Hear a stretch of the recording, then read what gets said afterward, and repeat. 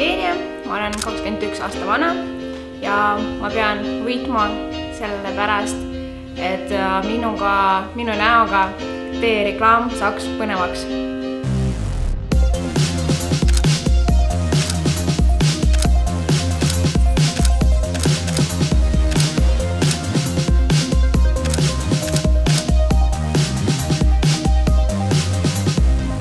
Siis läks hästi, ma arvan, et kõik saame ja arvan, et sain väga hästi pildid.